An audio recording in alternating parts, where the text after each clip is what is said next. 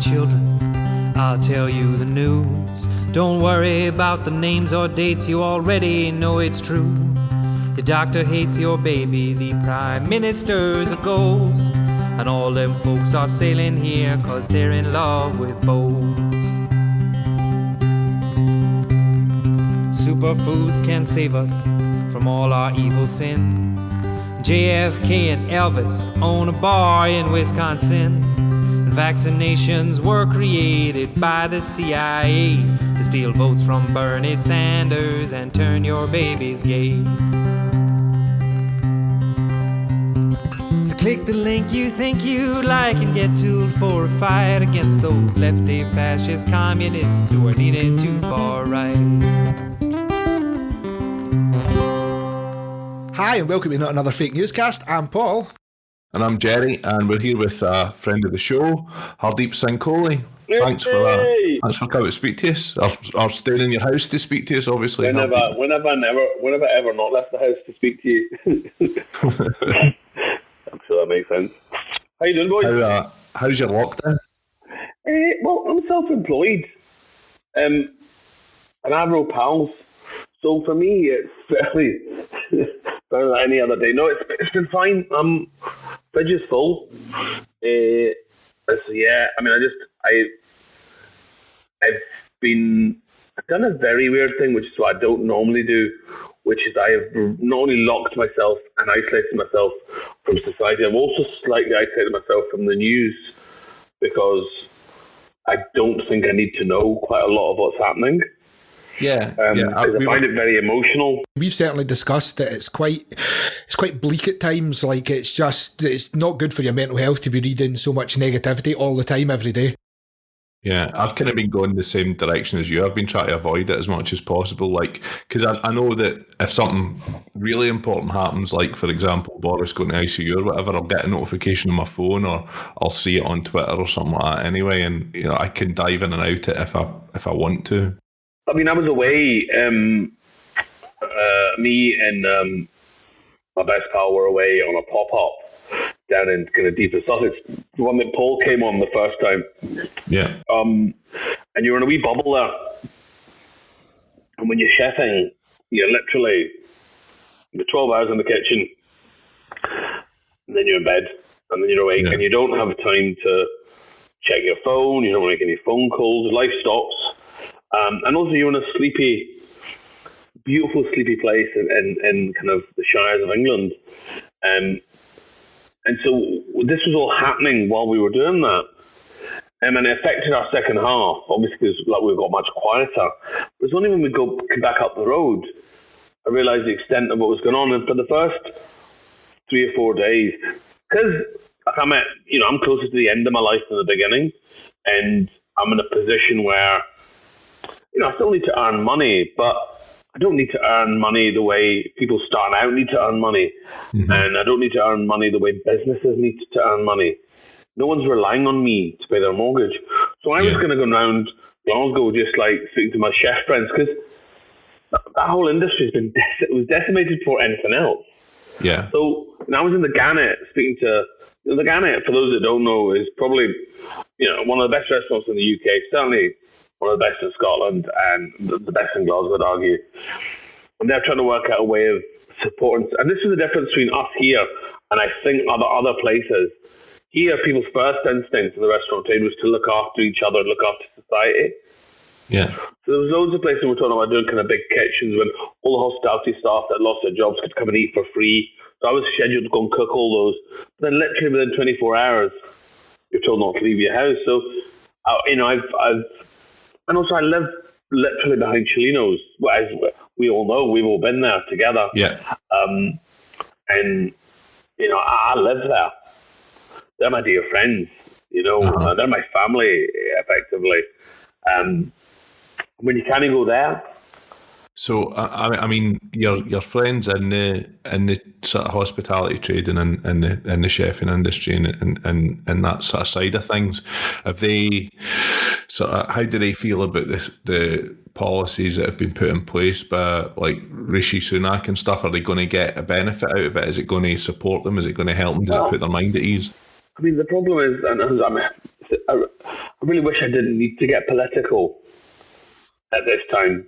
But unfortunately, this is not the cross we've made, but this is the cross we carry. Mm-hmm. I think, listen, can you imagine my conflict with people like Rishi Sunak and Priti Patel make it to the highest fucking office in the land, right? As a Brown, I'm really proud. But as a socialist, I'm fucking gutted. I think I think Rishi Sunak's played an incredibly good, he's played a blinder in lots of ways.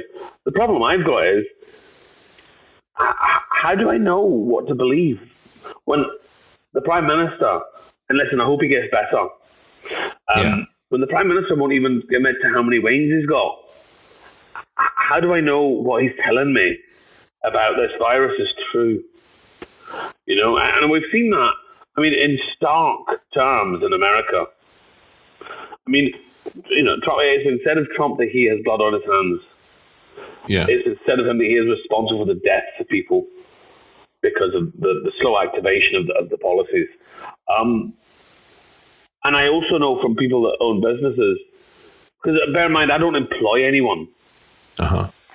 So I'm not having to deal with, and also I'm not in a situation where I'm going to get any money, and I don't need it. I don't believe in taking money you don't need. I'll get by. I'll kind of fucking find my way through somehow or another. So if either of you are good for a tap, let us know at the end of the cast. You explain what a tap is for non-Scottish? It's a loan of money.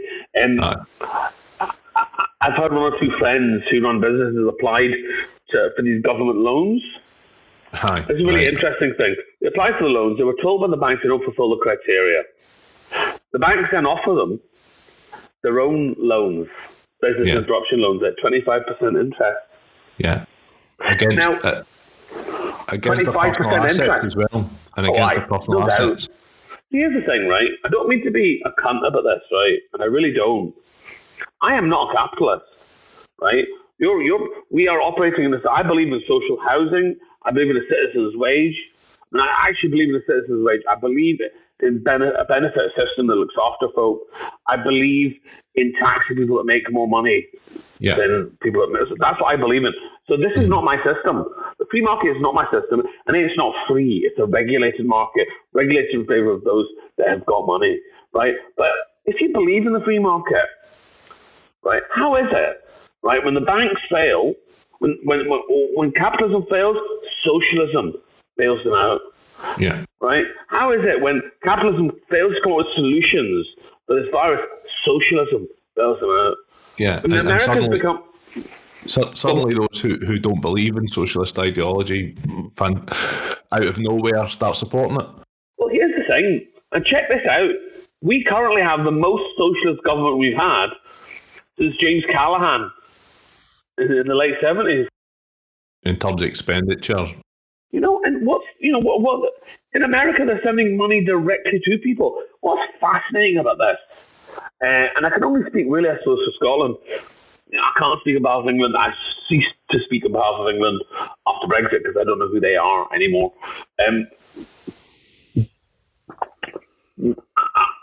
I see positivity. That's because I work in the media where you need to be positive because it's such a fucking awful industry to work in. But I see the socialism and the word communism and community come from the same derivation. They're the same thing. I see people standing by each other here. I see folk caring about each other here. I was offering to do free shifts at Chilinos so that they could save the wage on a chef and pay somebody else. You know what I mean? Yeah. Now, I'm only doing that because that's how I've been brought up. That's the socialist way, and all the rest of it. And there are people like Peter Kenneth Gannett sending food to the kind of Apostle food bank in Mary Hill Community Centre every week. He's still paying his overhead. He's not getting paid for that. Yeah. So I just think this could be, our lives will never be the same. Yeah, but hopefully at the end of this it changes society for the better, is what the hope is, I suppose. Well, I think it's the moment before. Yeah, using a food analogy here, when you start butchering a piece of meat to make a curry, you put the first cleave will separate it into two. That's what's happening now. This is the first cut. It's separating those of us that care about each other and those that care about ourselves. That's what's happening now.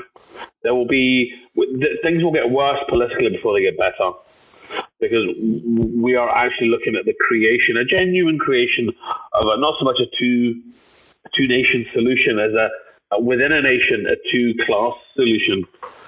We need to literally overthrow the entitled classes. We need a complete change in the taxation system. We need a complete upheaval of the welfare system. Because here's the problem, Jerry. And I mean, in a sense, there are many reasons why we're friends, right? And I'm friends with you both separately for very different reasons. Paul and I cook, and that's what we do. And Jerry, you and I just love, and that's what we do. Thank God it's not on video. And I'm glad our listeners didn't have to see that. Well, but they can feel it. I think we don't have the power to overthrow. I mean, look what's happening in America. I don't know if our listeners are aware of price gouging that's happening in America. What the free market is doing in America very quickly. So the federal government has the ability to purchase ventilators and then give them to the states as they need them, right? Right. But Trump's not doing that, although he's activated the legislation for basically martial rule, right? Effectively, he can get the army to do what he wants the army to do. Yeah. So states are now they are competing with each other to get ventilators, which is artificially hiking the price. While people are fucking dying. Yeah. This is what's happening. This is what I'm saying is that's the free market solution. And you can have that and stick it up your fucking arse, okay? Because what should happen and what would happen in a country that had any degree of a moral fucking compass is you'd make them and give them away. Yeah, you'd requisition them. What? You'd requisition them, and you would be handing them out where they were required. Ever fucking heard the leader of a country, let alone the leader of the free world, say we don't want the cure to be worse than the cause? A fucking ginger ball bag. But I mean, this is what happens when you're focusing on healing the economy before you're focusing on healing people, and I'd say that the government here have been kind of guilty of that as well. I was reading a thing a couple of days ago that I can't remember which European country it was were kicking off. It might have been Switzerland or Sweden or something like that, but they were essentially accusing the US of modern day piracy. It might have been Germany, actually. There was a bunch of ventilators coming through an Asian country, and they were stopped basically on the tarmac. Trump offered money to buy them and divert the route for all of this equipment and took it to America.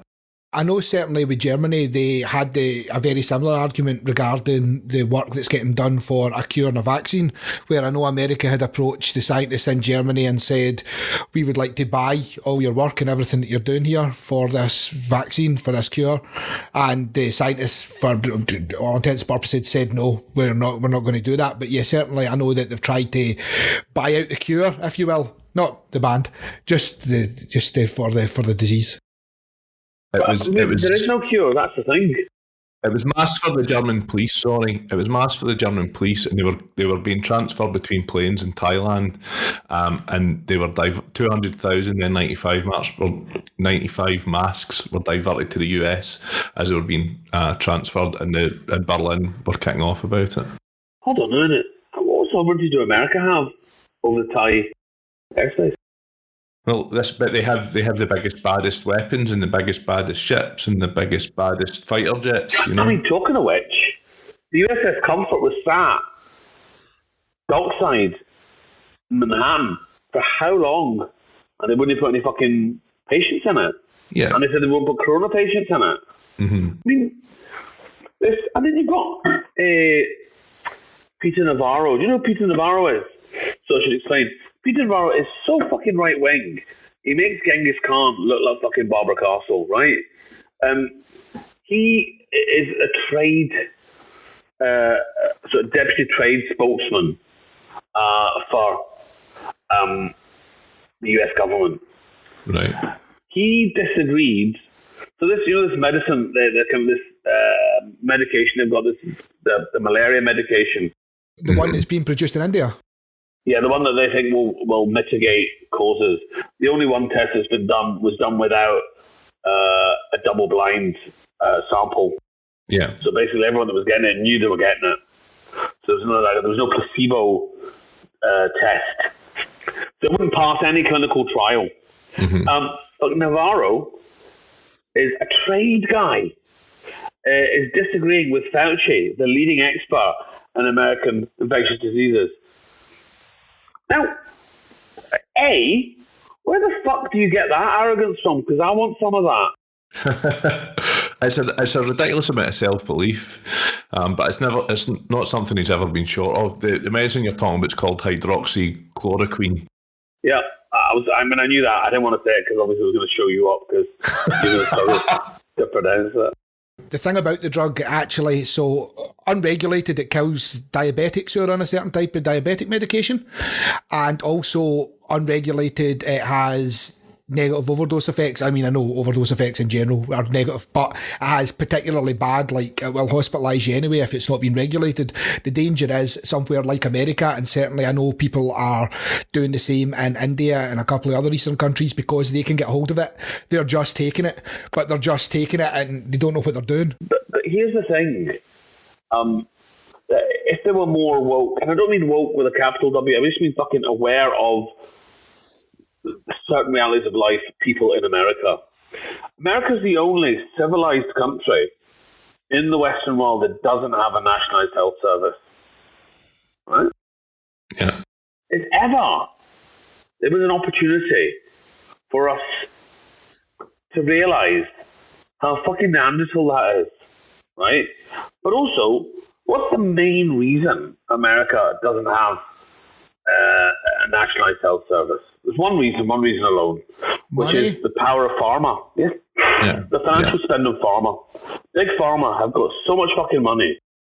Yeah, and they have, so much ability to influence American politics, and they spend hundreds of millions of pounds, essentially bribing senators. Well, how many senators have got stock? I mean, this is the current thing. It's unbelievable. If this happened to black people or poor people, they'd be fucking in jail. Their fucking Nikes wouldn't touch the ground, right? And if they wear Nikes, they deserve to be in jail, as far as I'm concerned, because it's all about the three stripes. Yeah, we're clear about that, boys. You're an Adidas man. Well, listen, I'm in the design classics, which is why I like your face, Jeremy McCann. And I have issues with your beard, Paul McCann. In January, there was a private briefing to senators about the virus. And it became quite clear in January this was going to become a pandemic. Yeah. I mean, you watched the news. These senators then dumped stock. Yeah. Right? Now, how is that? I mean, that is so clearly insider trading. You shoot a 7-year-old in P3, they'll tell you P2 is insider fucking trading. Yeah. They also tell you it's fucking immoral. And the thing is, actually, the problem exists as a very root of American culture because it existed cross-party. Both sides of the coin were both dumping it when they knew that it was going to happen. So it's not even like you can just say this is a Republican thing, as classically you would, or this is a Democrat thing. It was across the board. People who had stock dumped it. I mean, but I have to say it's predominantly a Republican problem. I mean, generally. In this instance, it was cross-party. You're right, Dan Feinstein. Dump stock too. The majority of them were Republicans. Yeah. And I mean, generally speaking, we know on the left, the right is easier to buy. Oh yeah, absolutely. All of what we've been talking about so far, the loans, the high interest rates, they were thrown at businesses, the hiking of prices for ventilators to, selling them between states and senators selling stocks. It's all just examples of disaster capitalism and predatory behaviour. Well, I mean, even as I understand it, when we had the lockdown on the Monday. Now, as I understand it, the press and other people in the media were essentially informed midway through the previous week that it was going to be happening, but the stocks took an uptick. Pretty much the sellout had happened on Thursday or thereabouts, and it then meant that the stock took a bit of an uptick because suddenly people were buying like all the stock that had crashed, and that seems to have pushed back the UK's decision to go into isolation. Yeah. But here's the other thing as well, is when you look at this the so-called American, the $2 trillion rescue package, there's a big load of floating money in the middle of that hasn't actually been nailed down as to where it's going to be spent. Yeah. And of course the Democrats then look like fucking weasels for not passing the legislation. But how can they in good conscience when there's a massive difference between giving the money to a multinational and giving it to the employees? Yeah. You know, and I mean, I think that's what's exciting. And maybe I'm inside the tent, ergo I can't see the negativity of the position. But when the AOC makes a claim, I mean, to me, the way you restart and kickstart the economy is by putting money, and the right always say this about tax cuts: give the money back to the people; they will spend it the way they see fit. Mm-hmm. Well, in this case, this is effectively a tax cut. I mean, call it however you want to call it. It's money. Yeah. It's governmental money being redistributed. Yeah, give it to real people. Guess what happened when Trump put the big tax bill through in his first year? The overwhelming majority of corporate money went to stock buyback. I mean, didn't go to the fucking middle management. Didn't go to the worker on the floor. She didn't get any more money putting the fucking food in the fridge at the end of the week. You know, middle managers, that director level won't get extra money so that, her husband could work less hours a week so she could, none of that was happening. So let's try and sort of look at some of the positives that we might get out of this. Let's try and have a bit of optimism and sort of look at. This is a positive. What we're doing now is a positive. What you guys are doing now is a positive. But also, potentially, it's going to hopefully roll back the mass privatisation of the NHS that we've been looking at, and the way that the Tories have tried to handle that, trying to push towards underfunding the NHS and to privatising the NHS. This should be a eureka moment for the people of Great Britain to go, well, hold on a minute, this is a wonderful thing we have here and it's required, and look at all of those heroes on the front lines in the NHS and the work that they're doing. Can I stop you there, Jerry? Yeah. Can I stop you there? You know I love you, son. Uh-huh. I love the bones of you. I love the bones of you, your intelligence, your optimism. But tell me one thing, son. Uh-huh. When in our lifetime have people not felt that way about the NHS? I mean, the ordinary working people, yes, but I think that there's been a lot of media spin over the last 10 years to tell us how the NHS is underperforming, about how waiting lists are getting longer, about all of this stuff. Hopefully, this is going to implant in people's heads that we cannot allow this to continue to happen this way. And maybe it will teach some of these people who have been residing over these policies the value of it as well. But there's a problem in the media where language is used. I mean, I seen an interesting tweet that essentially summarised it, that was just saying, when they talk about how the NHS runs at a deficit or the NHS runs at debt, it's underfunded. Like, the NHS it's not a business in natural sense because it's nationalised, so it doesn't run at a debt. It just doesn't have enough money to run as it's meant to run. Where's the problem lies? I think it was Gove about a week ago, because Boris was in self-isolation.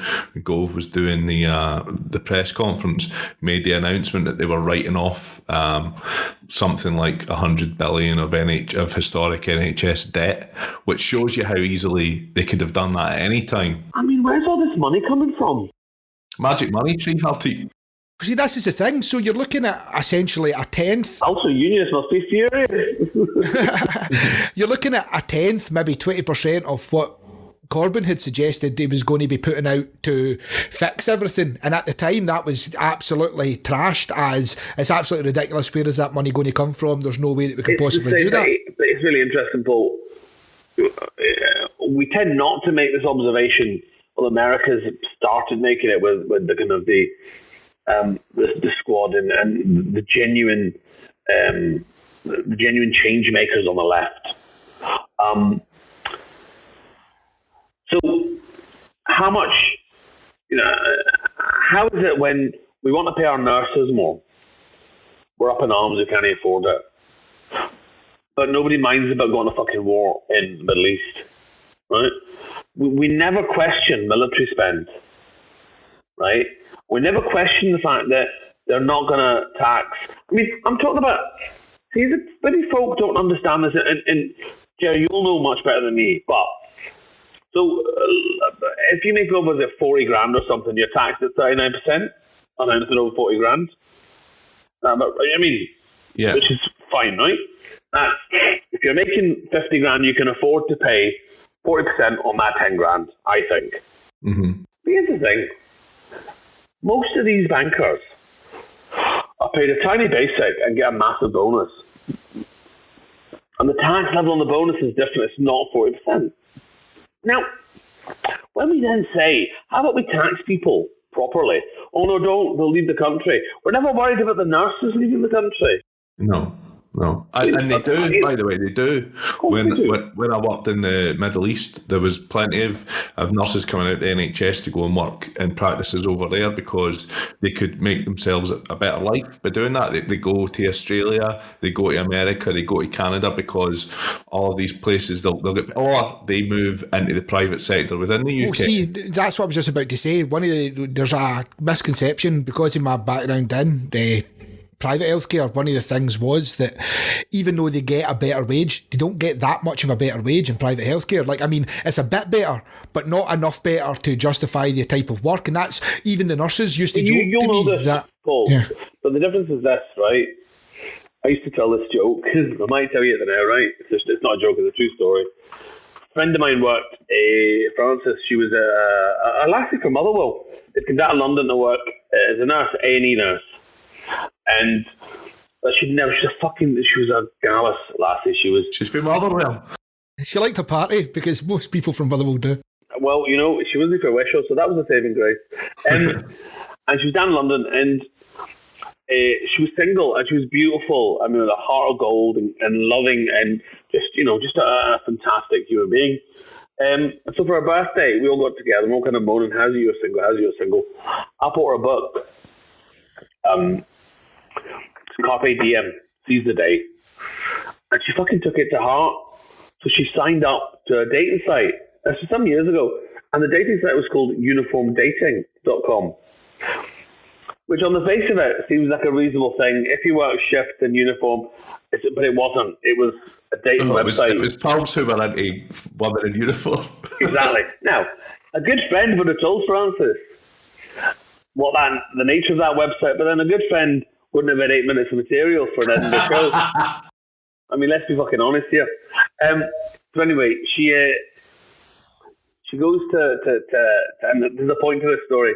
So she goes to Primark at lunchtime, hot date set up with this guy called Callum, and she gets a whole new outfit. And the plan is she'll go home after work, shower and change, come back into Soho, meet for a drink. Of course, she works in the NHS. You don't decide when your shift ends. You can't, do you know what I mean, in the middle of a coronary, go, that's my shift up, which is what you can, I mean, you can do that in the private sector to some extent. I mean, conceptually, there's less pressure on you in the private sector to work those hours because there's line in time. That was the point of the story, but I'll finish it now. So she had to work late. Fuck it, that's the time I'm going to miss this day. So she jumps on the train and goes into McDonald's in Soho, in the Lavies. The only good thing about McDonald's, she has changed. But she's a canny working class lassie for Lanarkshire, so she keeps all the receipts. She puts her own clothes back into the bag. So like her, kind of her nurse's uniforms in the bag. So it's looking fucking great. She sent me a wee selfie on the way in because I'm her call. Now I need to explain this to boys that are on a date. If you're on a date, boys, and her phone rings after 10 minutes, and she answers it. Her aunt hasn't lost her cat, right? She hasn't left the iron on or a straighters on at home, right? You're shy, and that's her best friend calling the guy a Joe free card, right? But the man, they don't know that. It's unreal. That's never happened to me. Obviously, it hasn't been married for a fucking long time to an amazing woman. You have two lovely boys. So she fucking sends me a picture, and she texts me, and she goes, "Shite, it's a basement bar." And she does that thing, and I feel for all my female friends as they walk down the steps and they watch a bar of battery, of a signal disappear as we get down, until you see those two words you never want to see on a first date, which is no signal. So she goes in, she's looking beautiful, and she walks in and she sees him. And I don't know what it is that made her notice him. Maybe it was the fake tan, maybe it was the fake Rolex, maybe it was the fucking the boat shoes, and he's never been on a fucking boat in his life, right? But he's sitting up at this bar, and she walks up, and Paul, as a man about town, you know, 3 opening lines you've got in that situation. It's 1, Francis, you look more beautiful than your picture. 2, I can't believe how lucky I am to be right here, right now. And oh my God, you look amazing. Is this for me? Callum decided not to go with any of the 3. He went with number 4, which is, where's your uniform? What a fucking psychopath. Get out. And she's like, I'm an earth. It's a real uniform. It's covered in blood and human. Well, it's uniformdating.com. And she goes, well, it's not fancy dress. It's a real working uniform. I was, yeah, right. And he was just, fuck, I need a drink. So she looks at the menu, cocktail menu. Now, there's 2 different ways a human being looks at a cocktail menu, right? I don't know if you've seen this. One, you go down the side of, ooh, these are flavors that I like. Well, then you go down the price side and go, where's the most fucking expensive one, right? So she goes down the expensive one, she's going, this fucking cunt's paying for his cheek. Yeah. It's the most expensive cocktail, orders it, and she goes, next it, and she goes, I'm just going to pop to the loo. So, and the plan is fire escape and out, right? Aye. So she sees the toilet, she goes over, and she's just at the door, and she realises there's no exit, right? It's just toilets. Yeah. Oh, fuck. So she goes in the lavvy. I says, well, I can't go back. I don't have money to pay for the fucking drink. And I don't know if I can see that boy again. So I can't get out. I'm going to get out. And I sits down on the window ledge. Turns around, she tries the window. It opens. She looks at her new clothes. She goes, fuck. And she takes them all off, puts the nurse's outfit back on again because she can take these clothes back. Yeah. Like I said, the working class is off from Lanarkshire. She climbs out the window, up the staircase, the spiral staircase, to the fire escape out the back. And she's walking around the back of the building to the front to get back up onto the tube and go home. You know, in a big city, you often hear things before you see them. So she hears, right, from the back of the building what sounds like a Nissan Micra mounting the pavement, hitting a cycle courier, who then knocks over a man that's rushing down the street. And as she comes round the corner, right enough, she's a Nissan Micra mounted the pavement. The cycle courier, dazed and confused on the ground. And a guy caught under his body, blood everywhere, and a broken fake Rolex, and a boat shoe flying through the air. And an African woman was shopping, going, oh my God, Jesus. And the African woman sees Francis. Francis comes down the corner. Francis is dressed like a nurse. And fucking Callum, dazed on the ground, who'd done a runner, leaving her to pay for the drinks, looks up at her, and the African woman goes, thank God you are here. You are a nurse. Can you attend to the situation? And Francis says, no, this is fancy dress. She fucks off. And the moral of that story is, I don't know what the moral of that story is. I wonder if just before he passed out, he got a wee stoner when he saw her uniform. Can you imagine? But yeah, so certainly the point that you were trying to make was that nurses don't get to, you don't have regimented time frames, because like you said, if you're in the middle, if you were near the end of your shift and some cunt is rushed in to go into surgery, then you were there and they've went into surgery. You don't just log off, right, that's me, done, tag out, and then someone else jumps in. That's just not what happens. Well, Paul, it's like, if you and I do a cooking shift, right, we're not cooking for money, we're cooking for love.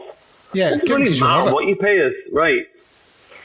Yeah, in the first one, we didn't make any money, so none of us got paid. I mean, it is what it is. Like, I mean, off subject a wee bit, but there is a level of enjoyment, not just cooking, but seeing people enjoying your cooking that makes, for me certainly, that makes it less relevant. Like, a money thing isn't a money, like, it doesn't matter because like that fun. I suppose that's the point with the NHS and private medicine. In the NHS, you're doing it knowing that you're a fucking angel, but you don't. None of them fucking act like they're, the angels we think them to be. They're just doing a job. But I think the difference is in private healthcare, where everything is kind of an hourly rate, you become much more aware of your hourly rate, and there's a different culture. Well, if your shift finishes at 5, your boss, in this case the private healthcare company, doesn't want to be paying you to 6 or 7 because they're now paying you time and a half or double time or whatever. So you finish at 5, you better be out of that fucking hospital at 5, and it's the next person's shift that's the problem. Now, exactly. With that, what actually, weirdly, another thing that kind of was almost highlighted by Hardeep when we were talking about it was, see in the States, because they don't have an NHS, because they don't have like nationalised healthcare. Yeah. Even though people appreciate the work at the present moment that's being done, it looks lovely. Even though people are appreciating the work that a lot of the nurses are doing, there's a very different mentality because they are all private healthcare workers. They're at their job and doing their job, whereas to us, the NHS are, like you said, angels. They're fucking there. They are, and they get paid what we already know, shitty wages. They work fucking crazy hours, and they work until the job's done because they have to. I'm not saying that American nurses don't, but the way that they're perceived, I would say, in the country is very different because our NHS staff are essentially our NHS staff, whereas in America, every hospital that you go to is a different private entity in its own right, and the people that are there are an employee. This government presided over taking their bursary away as well, so even the training nurses that are coming through have been forced into the same sort of debt that all school leavers are currently having to go through to fund their training. Any amount of appreciation that was sort of inbuilt into society towards these people has been eroded over the past 10 years. I mean, here's the thing, right? I am all for appreciating the NHS, right? I really am. I mean, I've done stuff for the Royal College of Nursing and stuff, and I will always, I have dear friends that are nurses. Mm-hmm. But I think it's like that lovely Kevin Bridges thing about when David Cameron said, this kind of work fair thing, go back to work, you're not going to get paid, it's good for your self-esteem. And you phone up the gas company on Friday going, I have any money, but can I pay in self-esteem? I do think, and please don't misconstrue this, right? I think our fucking NHS is amazing. I mean, listen, I'm a brown fella. Half my family work in the NHS. Yeah. But the thing about coming out to applaud them every day. Bullshit. Show your appreciation by not voting for the Tories. Pay your fucking taxes. Yeah. Give them money. Yeah. Don't go to the fucking park. Yeah. Pay them properly. Yeah, and don't vote for the Tories. If you've got appreciation for the NHS, don't vote for the Conservative Party. I mean, we haven't even touched on Keir Starmer.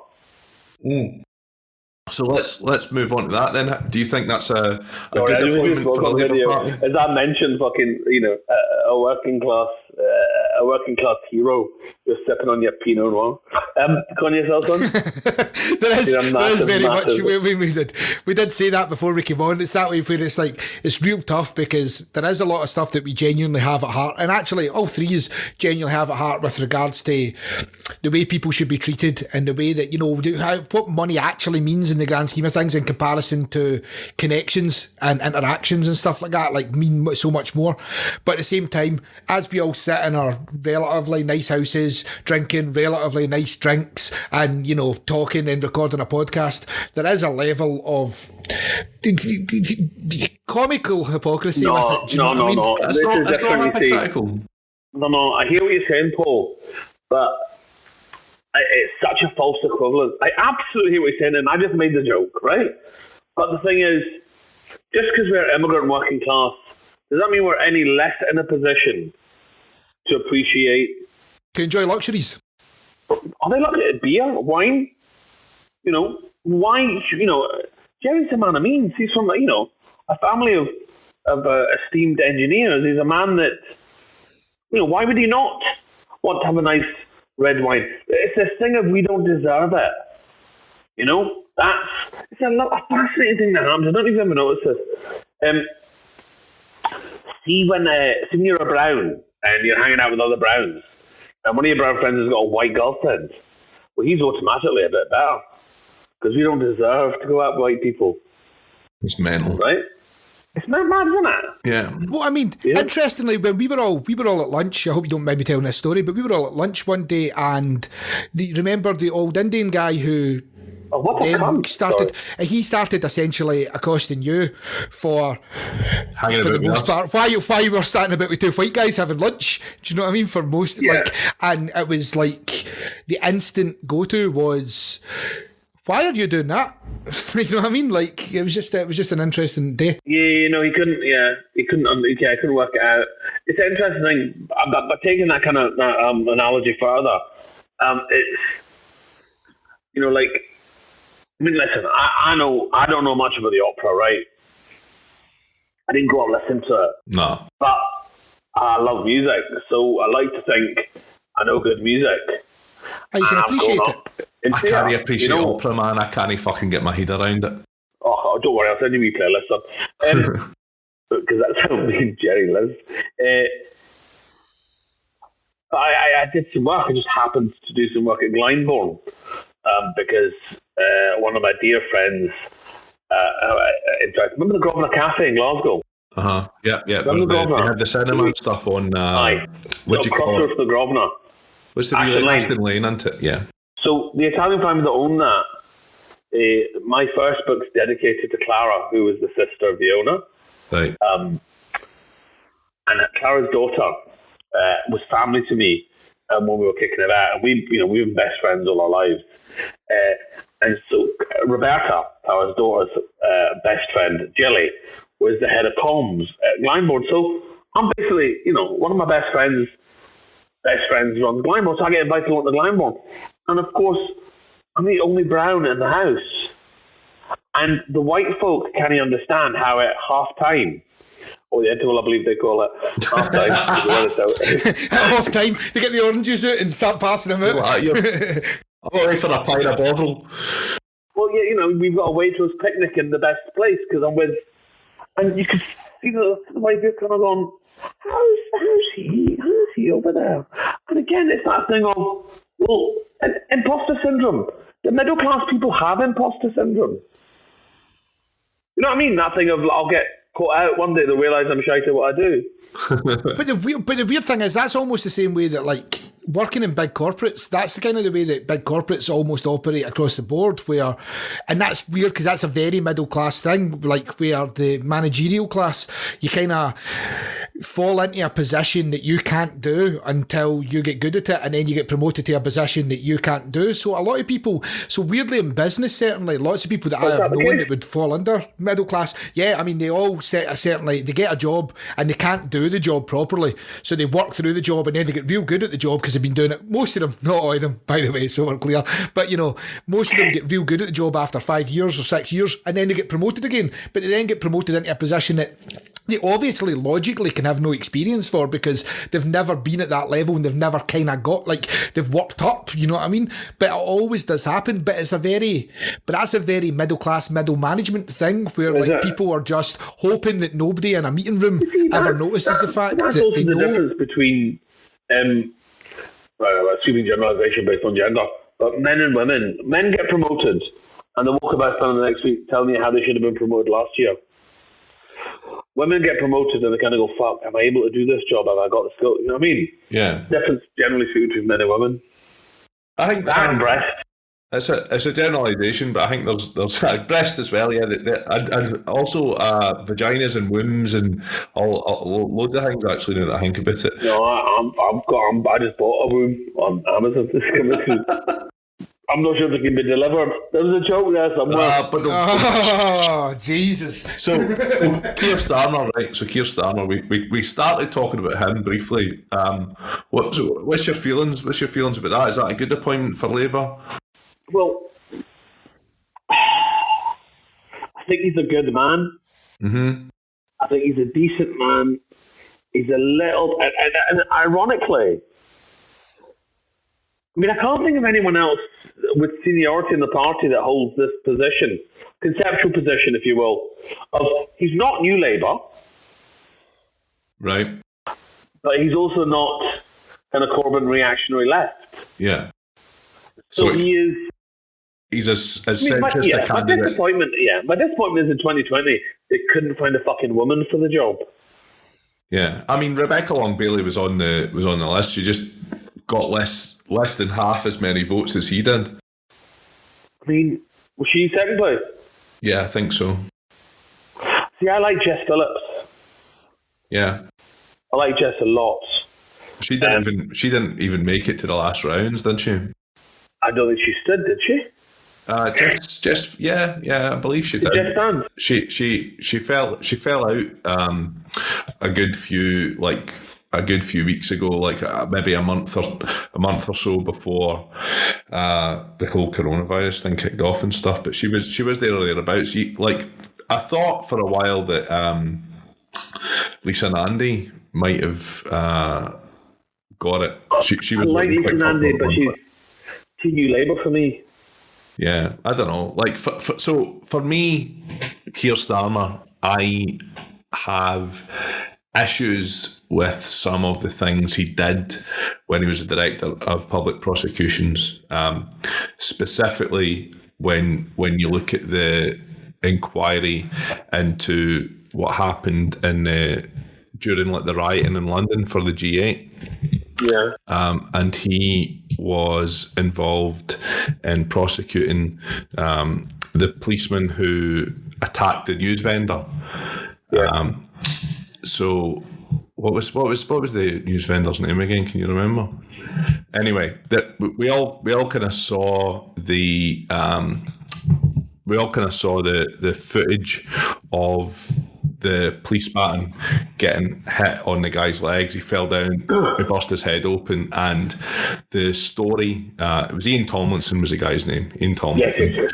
So the story that the police span for a few days after his death was that he'd been involved in the riots and there'd been an altercation, etc., and it was actually an American chap who had read about it in the papers. He had been in London that day and had flown back to America, but he'd read about this guy's death and he had filmed it. He'd filmed the incident happening and put it on the internet, and suddenly there was evidence to suggest that the police had been lying.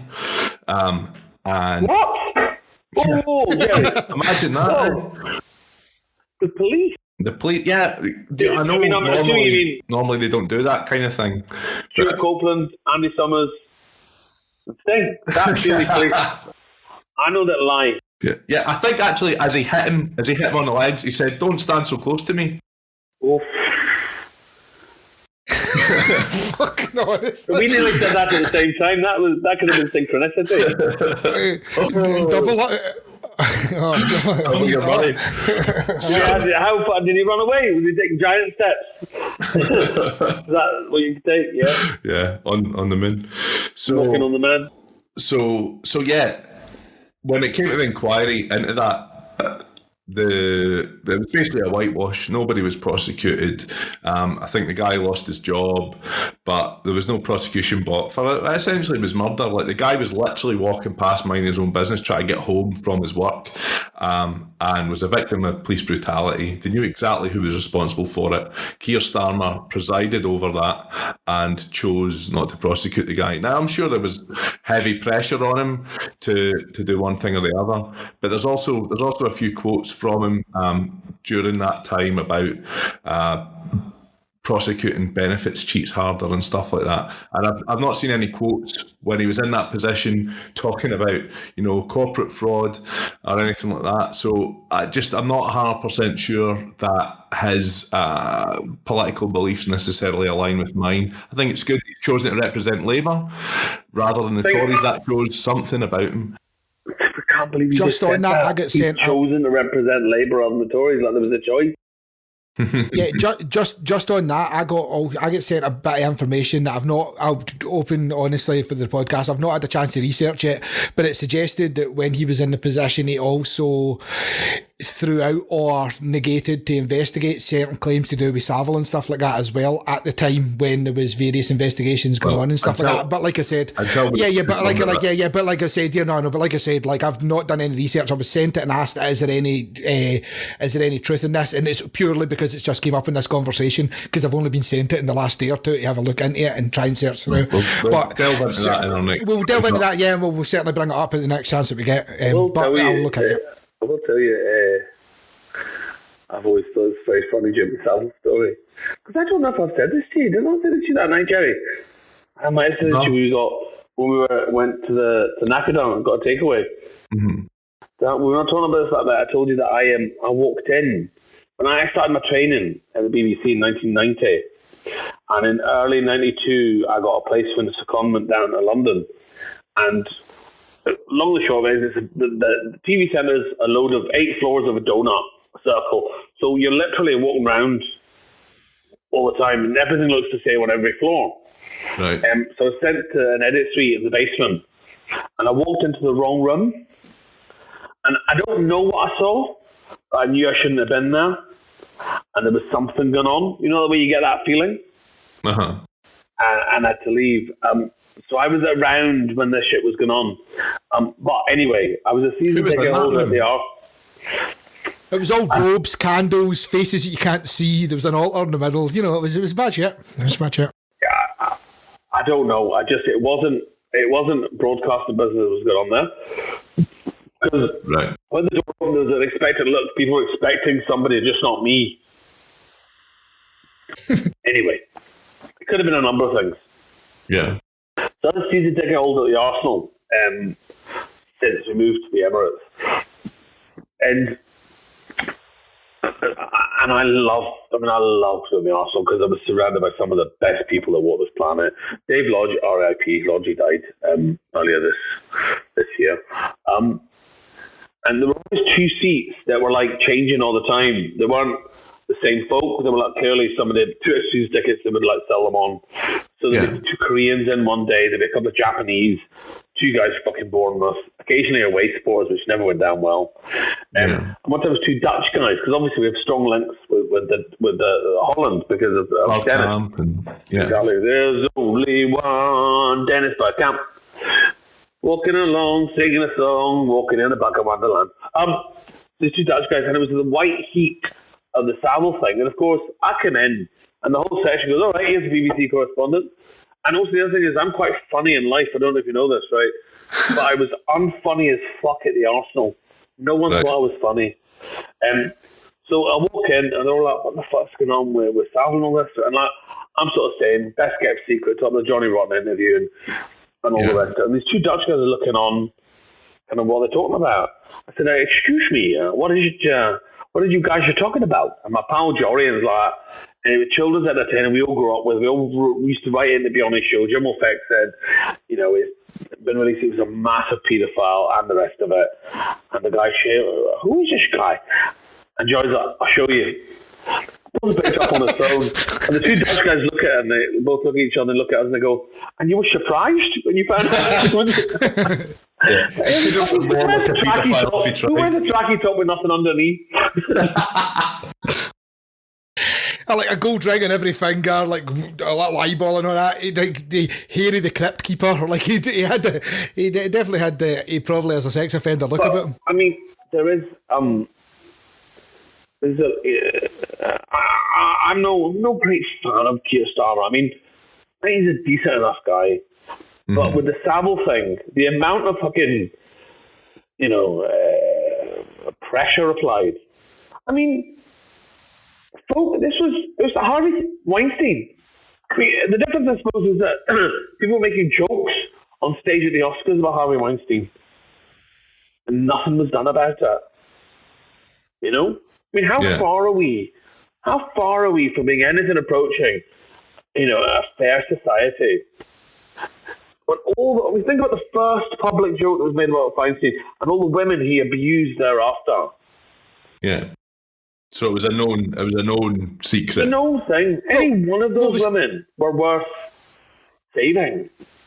Well, it's kind of almost with Savo, as you were talking about. Like it was that best kept secret type scenario. Like there was no doubt that as stuff started to come out. No, but that's exactly what I mean. Like it was that way where like everyone who was in the know, everyone who was high enough up at the BBC or in Parliament and stuff like that, they all knew this was going on, and no one done anything because they didn't, because it would either jeopardise their career. Not saying that he definitely had stuff on people that was holding out above them, but it's been suggested certainly that was the case. I mean, the positive thing in all of this is that he's been done for 23 years, so at least he's been found guilty in a court of law, and at least he's been punished.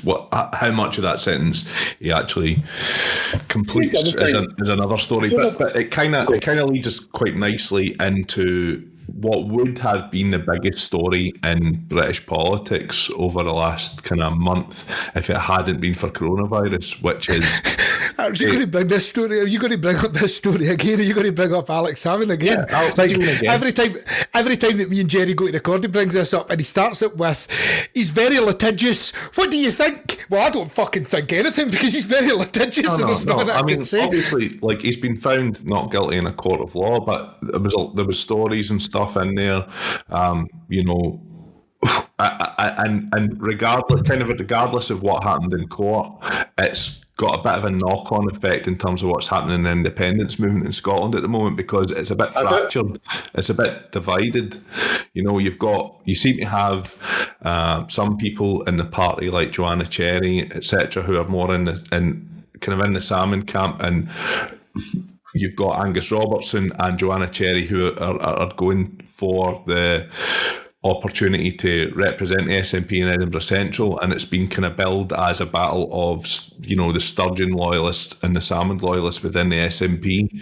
So I just wondered if you had any opinion of that, Hardeep. I mean, this is where being a man in his very early 50s who's reconstructed and who's also worked through the media and has made mistakes and misjudgments himself in the past. But also I'm a lawyer by training, so I have to uphold the presumption of innocence. Yeah. But I don't understand how the fiscal. I mean, we talk about no smoke without fire. How do you have 17 charges against someone and them all fail? Well, it's certainly one of the things that's been brought up online is a lot of people are like, this is a witch hunt and this is just people coming out to... But as you said, I mean, it's 17 charges. That's not 5 people accusing. Yeah, 17 charges which have all failed, though, as well. Here's the thing. I'll give my own example. So, I don't drive just now, right? Because I'm license revoked for health conditions that were not true. And then I got pulled over by the police and got done for driving without a license. Right? Now, just so happens that my best pal, Kathleen's sister, is a fiscal, so she would tell us, obviously not about the case, but some advice. Now, if you're in the public eye, which apparently is what I am, your case is lobbed, as they say, and it goes up a level, and all the T's are crossed and all the I's are dotted, right? So, because if there's any comeback, I mean, me forget to show up for a court appearance made page 4 of the Sun in Scotland. Right? Yeah. So, yes, because you're a sellable asset, like because people know your name, someone's really. No, I but you know what? and I wasn't well.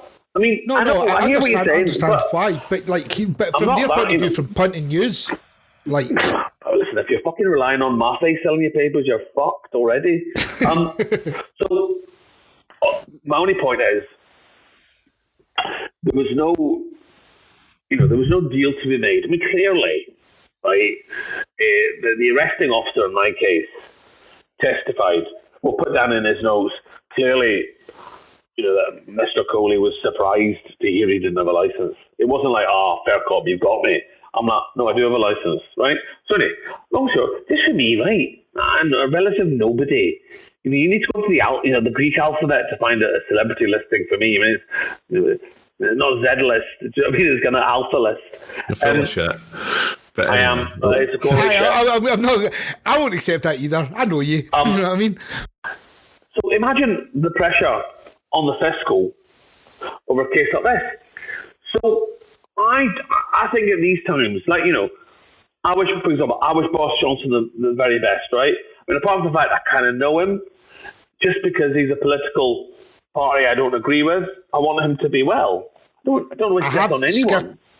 I did try and avoid the fact that, because I'm aware that you do know him, I tried to, when we were having the conversation, just keep it linear rather than, because I'm not saying that it clouds any decision on that, but certainly, obviously, it does change things. You know what I mean? You're essentially talking about someone who objectionable on lots of levels. You know what I mean? Like, Paul, you're a really good friend of mine. I find the things about you objectionable, but I get that, man. It's still my pal, right? Oh yeah, totally.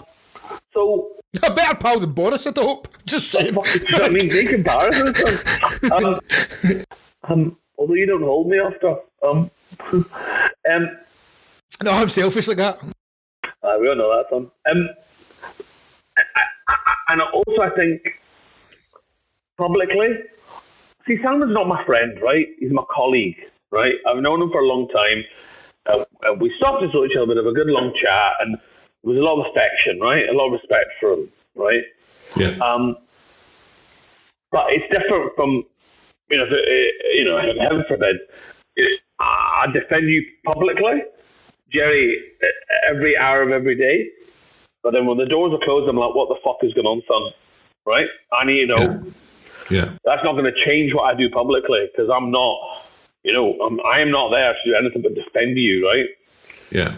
But I think in the realm of politics, particularly the SNP, we need to take a higher ground. Mm-hmm. We need to take the high road. Hold ourselves to a higher standard, yeah.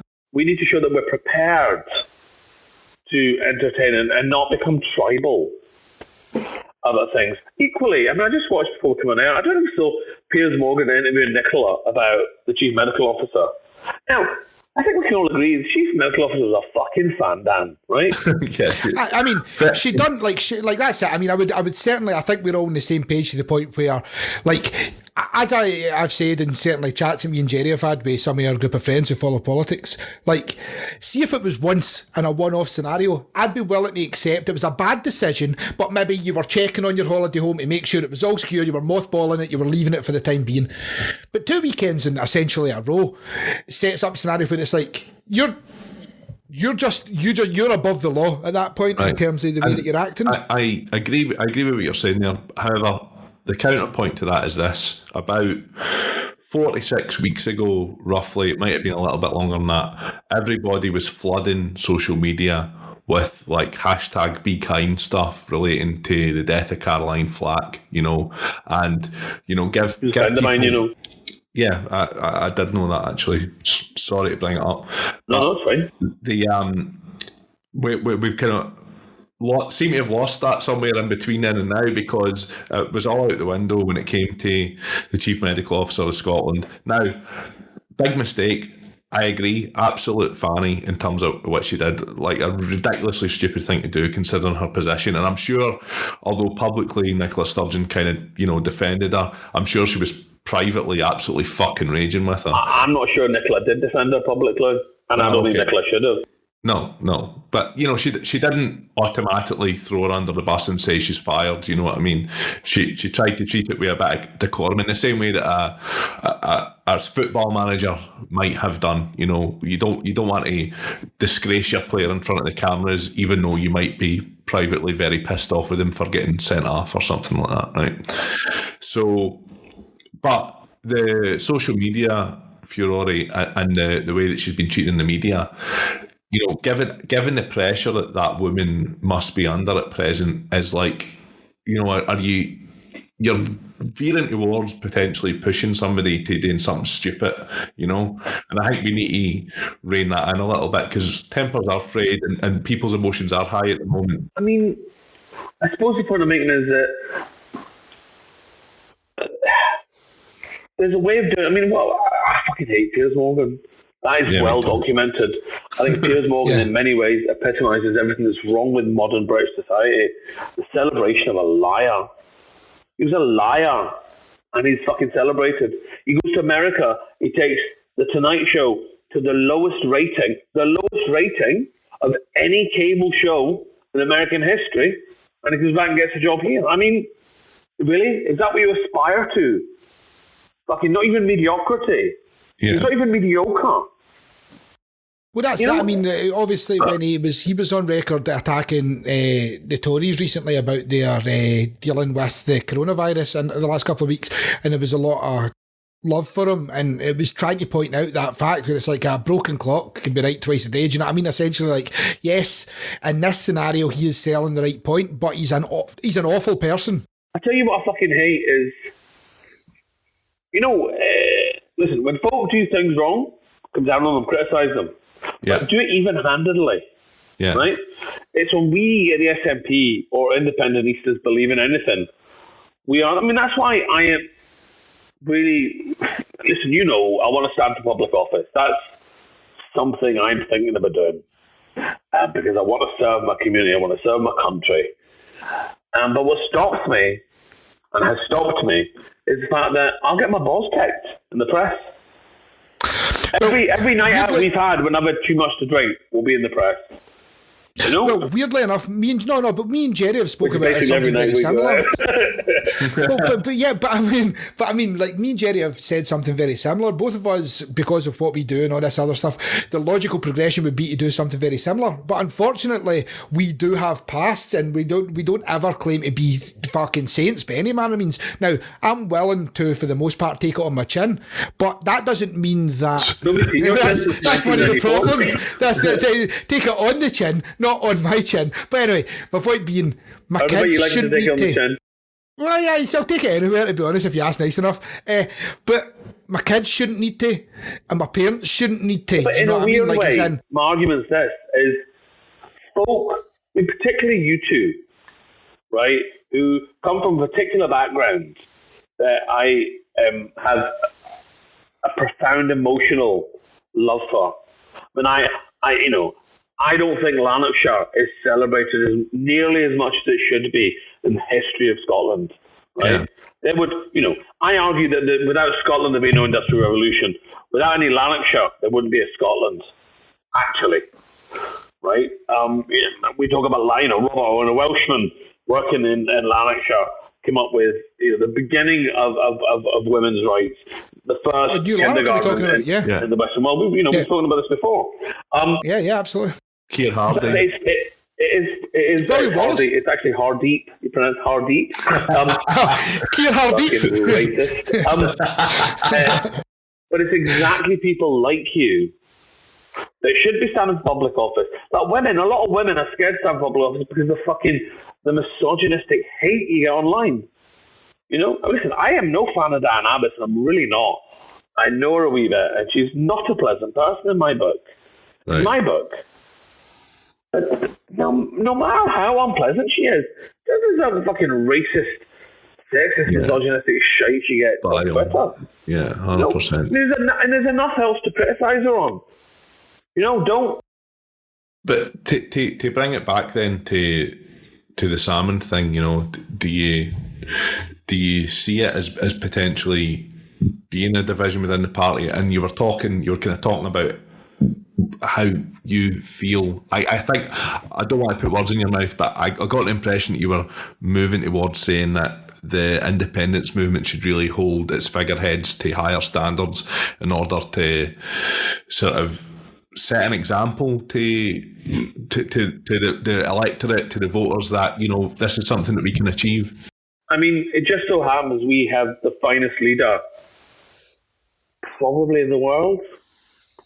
I mean, for me, we certainly got one of the top 2 or 3 leaders in the world at the present moment with regards to the way they hold themselves from a leadership point of view. I mean, if you look at the way that all the leaders have dealt with the coronavirus. I've known her for 33 years, right?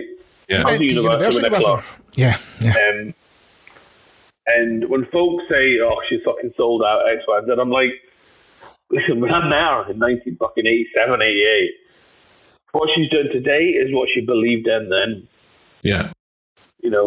And she, like in this instance, she did not, she didn't. It's waiting a day to find out what went on, and also the easy thing for Nicola to do, right? People don't forget this. The path of least resistance would have been to fire the medical officer immediately. Yeah. But that wouldn't have been thinking about the public. What Nicola was thinking about in that 24 hours is, do I have another source of advice that's as strong? Well, see, me and Jerry had a conversation about this on the lead up to it, which was essentially where I expected it to go is she would take a step out of the public light, but she would still be advising, because what she's advising is correct and the way that she's doing it. I just think it's incredibly difficult for her to advise. I mean, let me posit this notion, a notion for which I have no answer. But if I had been Boris Johnson's chief medical advisor, would we be having the same conversation? If it was a man? Well, absolutely not. If it was a man who was Boris Johnson's chief medical advisor, would just be like, can't believe him, let him doing that, absolute dick for not getting rid of him straight away. Yes, of course, that's exactly what we would have done. Yeah. And we are biased to the fact that it's Scotland, it's Nicola, it's a woman, all these things all definitely play a part in the conversation. Like, there's no doubt in my mind. But this is, listen, she made a mistake twice. And it is inexcusable. She got caught once. No, caught once. No, but what I mean is... I was only caught once. No, but all I mean is... I was just cleaning it and it went off. Like, the point I was trying to make... The point I was making there with the fact that she got caught once was, if she wasn't caught that time, there is no logical reason to presume she wouldn't have done the same the following weekend or the weekend after that, is my point I was making. Yeah. That she got caught the second time, but that doesn't necessarily mean that was the last time she would have done that. The problem is there's something inexcusable that do this thing. Yeah. Yes. Yeah. And it's never a good look. Well, I mean, that's kind of... annoying me. I put a tweet out the other day kind of going, I'm clearly not a proper celebrity because I've not told anyone in the video how to wash their hands, how to isolate, and not to fucking gob on their fellow citizens. Well, there's been a real trend recently of like celebrities phoning the NHS and whatever, and then like broadcasting the fact, I've been phoning the wards to like G them up and to give them a morale boost and tell them what a good job they're doing. But actually, what it boils down to is, yeah, but they're also just like don't want to be forgotten about, I also know a couple of nurses, and I can't imagine midway through the day, if you phone up a nurse when she's trying to do her fucking rounds, that she wants to talk to some C-list celebrity, just like, I just want to tell you you're doing great. Fuck off. There's literally a man that can't breathe in the room next to me. Like this, it's like full of Victoria Beckham and footballs and stuff like that. I'm sorry. I don't want your praise. I don't want your morale boost. Put your fucking money where your mouth is. Put your money into the NHS. Put your money into charities that are helping. Jimmy McAvoy, James got criticised for giving that money to the NHS. Why? Well, someone got, he could have given it to food banks. Like, the guy's just given £250 million plus. Aye, but the thing is, if he had gave it to food banks, the same people would have then been like, why did you not give it to the NHS? They're struggling there now. Fucking legend, this boy. So I guess that kind of leads us into what's kind of been a bit of a public backlash in the media and stuff against footballers seem to be the enemy of choice at the moment. Do you think that that's fair? Well, everyone's taking a pay cut, right? I don't know how else you look at it, but footballers are paid excessive amounts of money. Yeah. I agree. The thing is, there's an interesting scenario that obviously came up regarding things that have happened, stuff that we touched on kind of already, which is Richard Branson obviously is not a friend of the media at the present moment because of his desire to get bailed out of various scenarios, even though he's worth a whole fuckload of cash, and his selling services to the NHS and the likes. Now, and he offshores all of his assets as well. Yeah, I mean, there's a lot of issues, but what in connection to the NHS stuff, obviously, one of the Neville brothers, don't know what one it is that owns the hotels. Phil Neville, possibly? Phil, Gary. Is it? Gary, is it Gary that owns the hotels? Well, I know that he essentially gave his hotels to the NHS, for lack of a better description, to house and feed the NHS staff. Now, he made a reasonable amount of money, shall we say, over his footballing career and stuff like that, and he was, certainly in quite a high tier of pay when he was a professional football player. But what the people are earning now. But what I was getting to is, he is willing to give up his assets for the NHS in this time of crisis because financially, in the grand scheme of things, he's floating regardless. I mean, he's going to do well regardless of this kick in the teeth that he'll get for 3 or 4 months, giving up his assets and giving up a financial return on his business to do that. That, if you look at it, the polarising difference between that and someone like Richard Branson at the present moment is a good example of how someone who is getting football player money, who is in the public eye, who is that person, can give back to the community in times of crisis. And I think that made it worse when you look at someone like Richard Branson, who does have hotels and infrastructure and lots of other things that he could provide to the NHS, and fucking hospitals, straight up hospitals that he could be providing to the NHS. And so it sits like this with me, right, in terms of the footballers.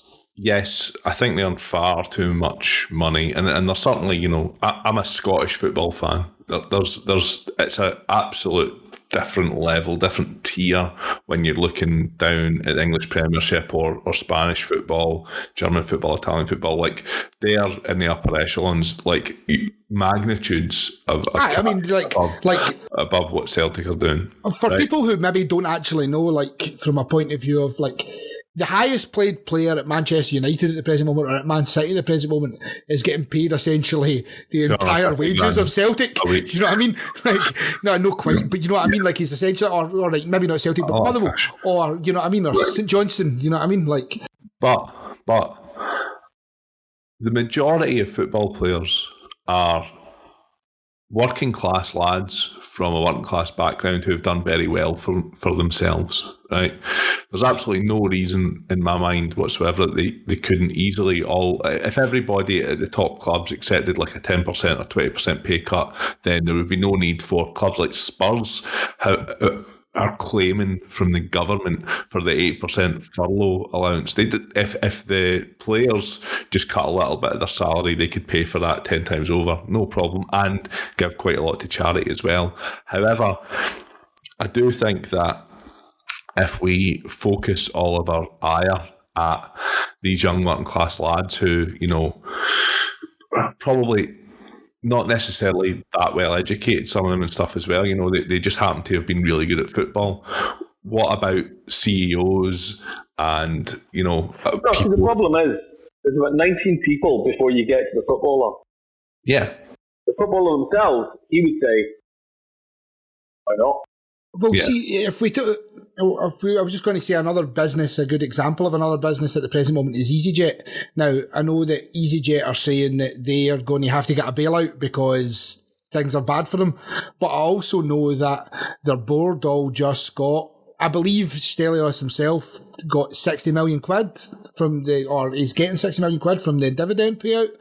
So even though we're in a scenario where they don't think that they're going to make it, you've got the CEOs and the people who are top of the board who are still making an absurd amount of millions, tens of millions, and then they're making claims to bail out EasyJet. It's a free market. Oh, how nice. But the problem is, dividend in under the fucking wire and then take money off the fucking government.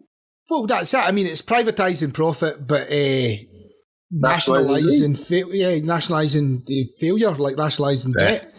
Yeah. And I prefer privatising profit, nationalising greed. Yeah, and that's a wee bit Old Testament. But it's maybe more accurate. Here's the thing: the argument I make about whether we should be in the union, right? If Scotland wasn't in the union today and was offered it, would you say yes or no? You'd say no. Right? Every day of the week, unless you're a fucking darn Tory from up north east, right? Similarly, I say to you, if offered a system, would you accept the free market? Of course you wouldn't. Of course you wouldn't. Today, it's not a free market. If it's a free market, I highlight the book of economics, right? If you want a genuinely free market, get Indian drivers to do the buses. Pay them a tenth of what we pay white people to do it, and British poor people to do it. That's a free market. Yeah. We have a minimum wage regulated, is what you're saying. You know, a free market can't be a regulated market. Taxation. Yeah, a free market can't be a regulated market. They can't both like coincide with each other. Well, I mean, the complete hypocrisy of it. In America, prior to free capitalism, most of the factories were owned by the workers, right? Means the production. Okay, page 1, Karl Marx. Yeah. Right?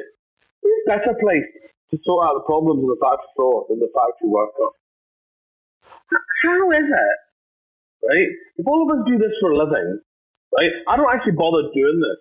I just get the money from doing this. Yeah. You really say that for a minute. No. But somehow that's okay in a fucking top shop. What fucking vision did those people have? Yeah. Well, I certainly. I don't know, and I would like Jerry's opinion on it because the way that he's worked and stuff like that. But like regularly, I've found myself through my career because of what I do as being the expert that they bring in to talk about a specific thing to the director who needs a thing done.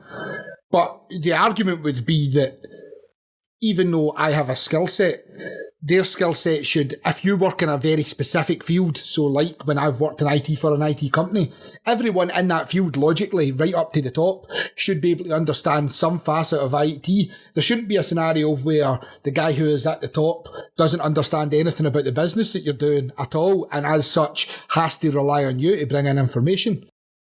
The majority of people in sales positions that I've came across, sales and marketing positions in my industry and in engineering services, particularly towards oil and gas, a lot of them have no technical background whatsoever, and yet they are selling engineering services to clients. It's always baffled me, and it's baffled me in particular because you tend to find that the guys at the top of these companies also tend to come from the sales side of things rather than from the technical engineering side of things.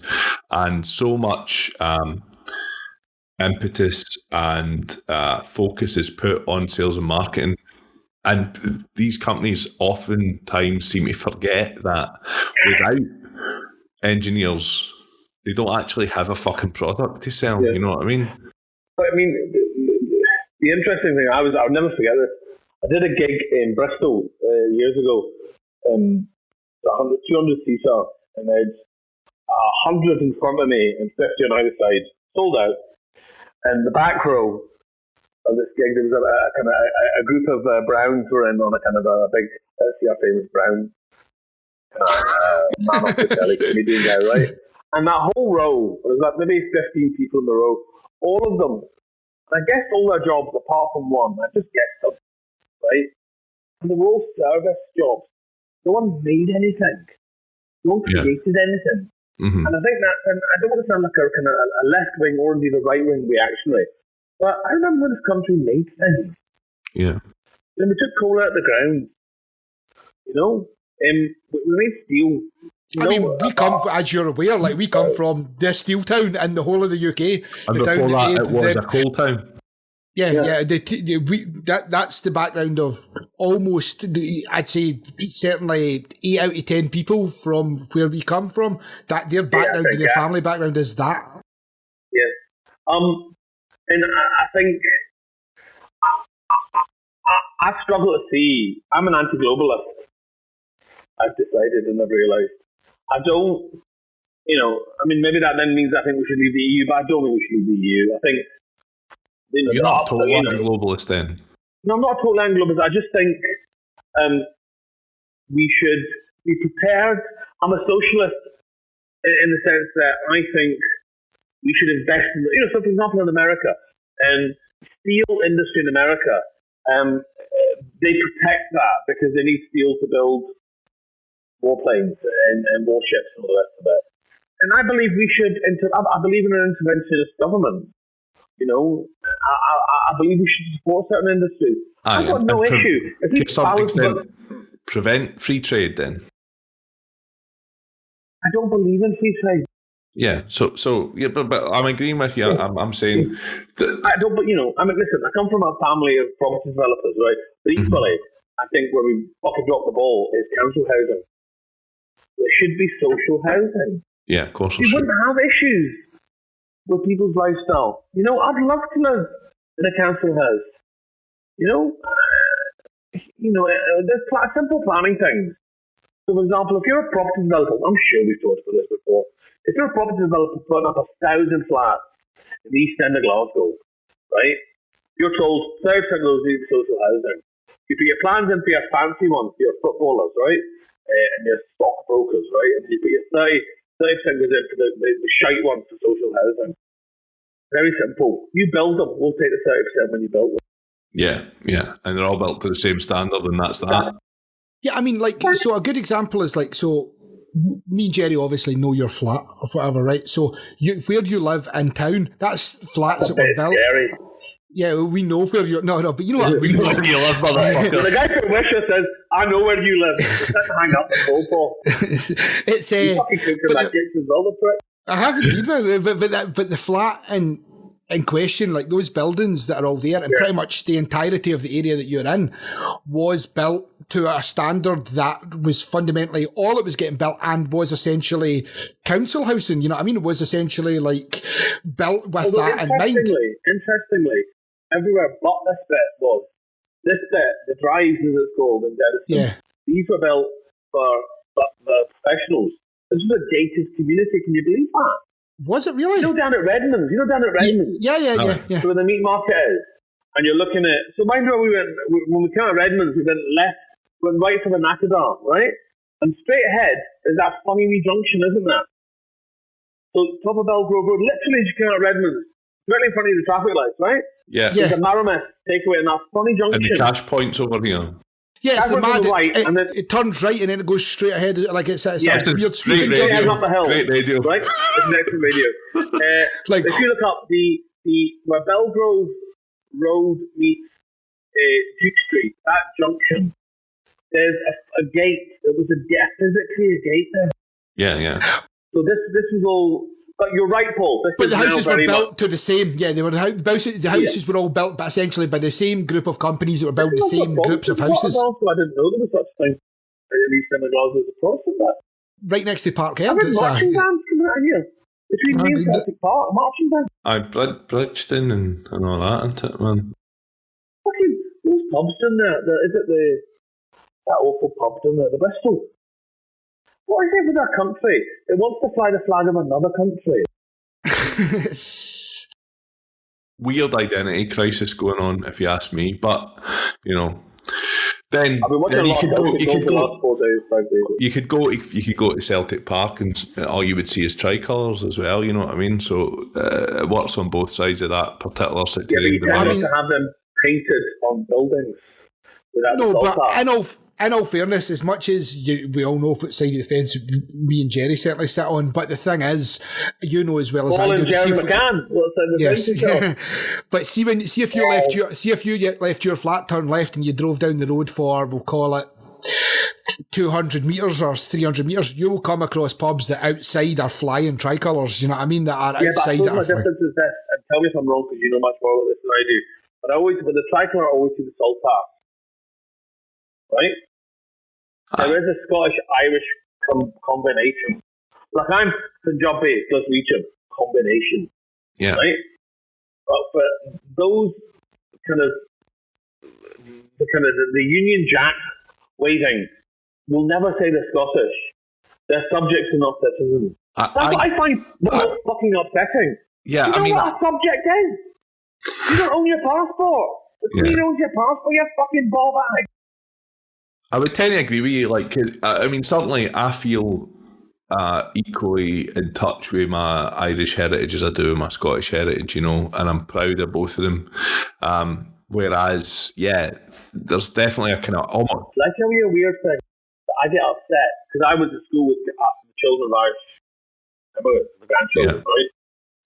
I get upset. I feel part of Irish history is mine as well.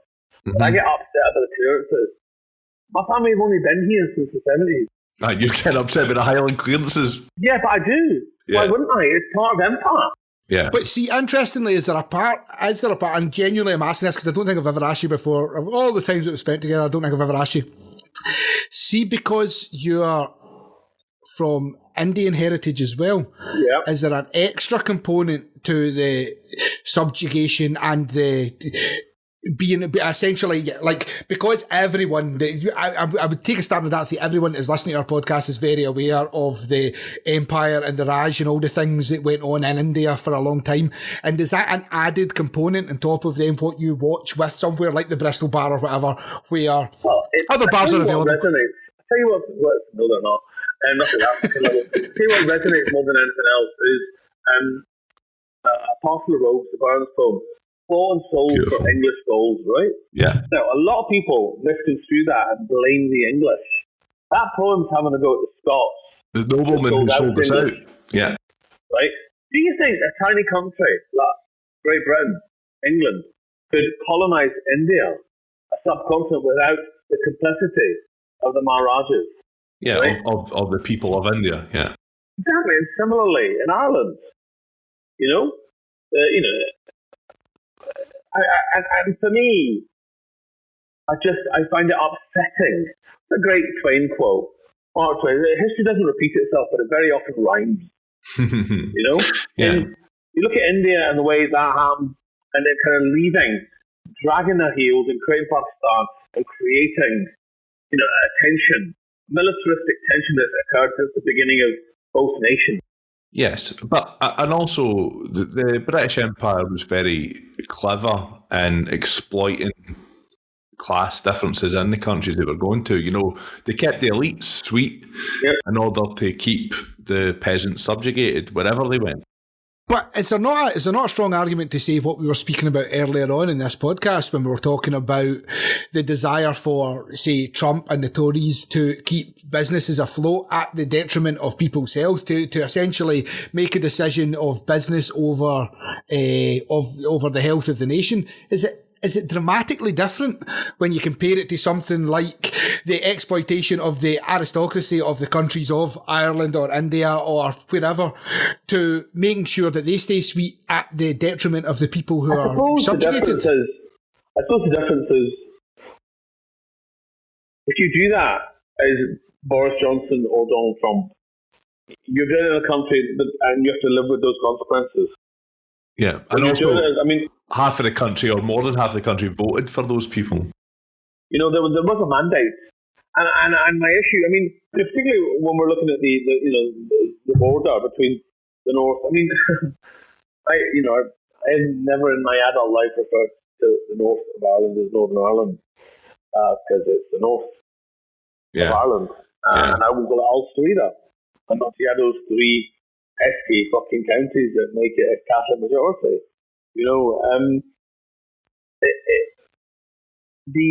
The gerrymandering. Sorry about that. It's all right, Jerry. You and your Mandarin. Well, he's a big fucking orangeman. It's a different from Mandarin. Again, that thing, we just need to take a minute. Just take a minute for the Tommy Genius. The complexity of that entire chat there, that was big. There's a lot. It's so blatant, right? It's so. I think it's weird that a colonized bit of another country is referred to as British. It's somewhere else. It's an island called Ireland. Yeah. You fucking You took Scots Presbyterians over to popular vote. That's illegal. It's And wrong. they still refer to themselves as Ulster Scots. I mean, they're not the Ulster. This is Ulster, the part of Ireland. Yeah. You know, Donegal was in Ulster, was it not? Pass. What are 3 counties that are missing? You should know Paul McCann with your knowledge of the song. No, I don't know. Okay, I don't know. I don't know how to say There's anything. six counties in Northern Ireland, right? There's six counties in Northern. There should be 9 in Ulster. Right, I don't know. Fuck knows. Who cares? Fuck a lot of it, man. It's a lot of shite. Give Ireland back to the Irish. That's what I say. Give all the countries back to the countries that they are. Do you know what I mean? Like give, but like that. And But this is the annoying thing. They didn't really even have to conquer us in battle. We were, as you Sold out. sold out for English gold. You know. yeah. But there's a lot of things to do with, well, as you said, the way that the Maharajas had dealt with India, and subsequently the way that various places in the west of Africa. In Stirlingshire, it's not the Maharaja restaurant just outside Seneca. That will upset people. but people in the west of Africa as well, who also helped sell out their people during the slave trade. I mean, the same basic principle happened. Like in almost every instance that you look at stuff like the empire taking over countries, they never took over countries. All they done was made it very fruitful for the people who were in charge or who had power in the countries to sell out their own countries for profit and power. Well, interestingly, I was blown away by. Did you see Dave's live bit on the Brits this year, Hardeep? No, I heard about it. Right, so there's a bit in the song where I thought you were talking about the channel Dave there, and I thought, well, seems like a weird thing to fucking watch. But weirdly, I've also watched, in the last week, I've watched this live bit because Jerry had sent me over and we were on a chat at the time, so yeah.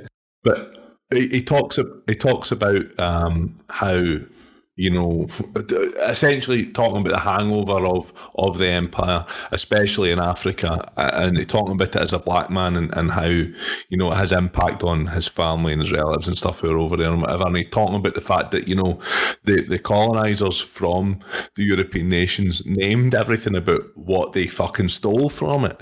So you've got the Ivory Coast, the Gold Coast, Benin was called the Slave Coast, you know, all of these things, and the way that he structures it and writes it and whatever.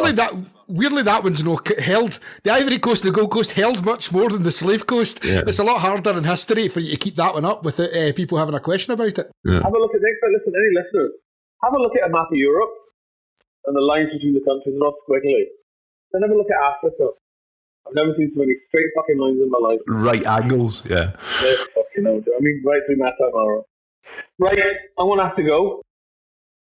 It was a pleasure as always, Hardeep. Can we not just do this every week? Man, I'd be more than happy to do it more often. What I will say is, right, so... Yeah, we do definitely need to do this. I mean, listen, I'll do it as often as you want me to, obviously, because I fucking love chatting to you boys. Yeah. Are you at home then for the next few while? Yeah. No, I'm probably going to be way offshore. If I'm currently scheduled to go away on the 17th. If not, it might be after that weekend, and then I'll be away for a couple of weeks. I've got a big job on that'll still go ahead, so yeah, I'll be away, but I'm going to be back for, I mean, personally... The boys just not fucking over the moon and the dad or all of that. They're digging it, although they can't understand why I have to lock myself in this office for like 8 or 9 hours a day to do my job, you know what I mean? So that's a bit... Scary brown uncle. Scary brown uncle. So we're clear. Every family should have one. Every family should have one. That's what I'm going to do. Your ways as well, Paul. And I will speak to you soon. Yeah, see you soon. Michelle is top, right? as well, by the way. Yeah. Peace. Peace out. Love.